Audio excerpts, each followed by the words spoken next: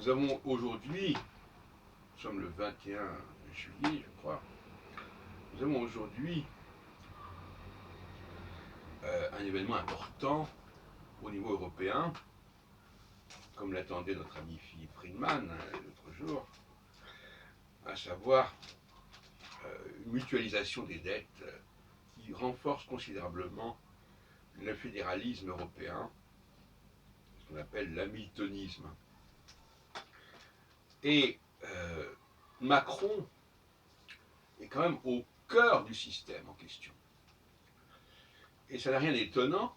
D'abord, moi, je rappelle effectivement la proposition émanée de Macron et de Merkel. Mais Macron a son ascendant à 28 degrés du Capricorne.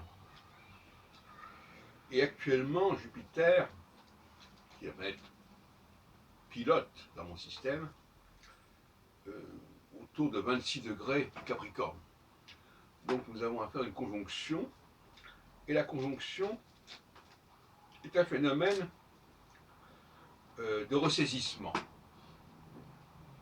En opposition au carré, qui est un phénomène où on sort de la ligne droite. Et par conséquent, il s'agit d'une victoire remarquable au bénéfice, au crédit d'Emmanuel Macron, dont on a pu douter des facultés à l'échelle de la France, mais qui a su s'imposer à l'échelle supérieure, à l'échelon supérieur, qui est celui des dirigeants européens. Et c'est là qu'on reconnaît la vraie dimension d'un leader. C'est quand il est capable de dialoguer et de l'emporter avec d'autres leaders. C'est pas lorsqu'il est en phase avec le peuple. Donc là, il s'agit bien d'un état-major européen qui se ressaisit. Ça ne se fait pas au niveau des peuples. Donc c'est une victoire pour Macron, c'est une victoire pour l'Union européenne, mais c'est aussi une victoire pour moi-même. Parce que ça valide mon système qui considère qu'on ne peut pas faire de prévision astrologique mondiale sans passer par les ascendants des leaders en présence. Si Macron n'avait pas été là, ou si Macron n'était pas né à l'époque où il est né, c'est-à-dire avec 28 degrés Capricorne, eh bien on n'aurait pas eu ce résultat.